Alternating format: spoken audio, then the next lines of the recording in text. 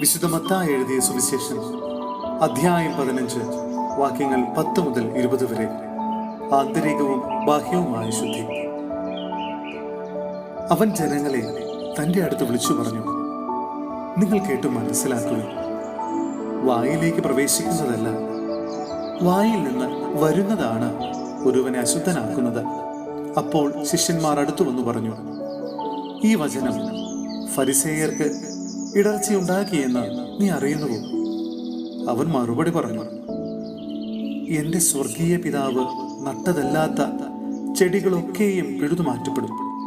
അവരെ വിട്ടേക്കൂ, അവർ അന്ധരെ നയിക്കുന്ന അന്ധരാണ്. അന്ധൻ അന്ധരെ നയിച്ചാൽ ഇരുവരും കുഴിയിൽ വീഴും. ഈ ഉപമ ഞങ്ങൾക്ക് വിശദീകരിച്ച് തരണമേ എന്ന് പത്രോസ് അപേക്ഷിച്ചു.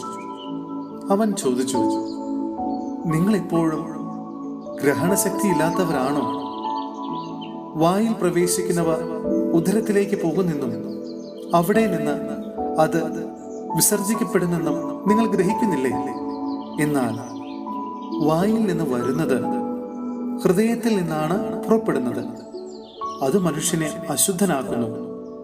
ദുഷ്ചിന്തകൾ, കൊലപാതകം, പരസംഗം, വ്യഭിചാരം, മോഷണം, കള്ളസാക്ഷ്യം, പരദൂഷണം എന്നിവയെല്ലാം ഹൃദയത്തിൽ നിന്നാണ് പുറപ്പെടുന്നത്. ഇവയാണ് ഒരുവനെ അശുദ്ധനാക്കുന്നത്. കൈ കഴുകാതെ ഭക്ഷണം കഴിക്കുന്നത് ആരെയും അശുദ്ധനാക്കുന്നില്ല. സഹോദരരെ, വിശുദ്ധ പൗലോസ്ലീഹ കൊരിന്ത്യോസിലെ സഭയ്ക്ക് എഴുതിയ 1-ാം ലേഖനം അധ്യായം 2 വാക്യങ്ങൾ 1 മുതൽ 5 വരെ. ക്രൂശിതനെ കുറിച്ചുള്ള സന്ദേശം. സഹോദരരെ, ഞാൻ നിങ്ങളുടെ അടുക്കൽ വന്നപ്പോൾ ദൈവത്തെപ്പറ്റി സാക്ഷ്യപ്പെടുത്തിയത് വാഗ്വിലാസത്താലോ വിജ്ഞാനത്താലോ അല്ല.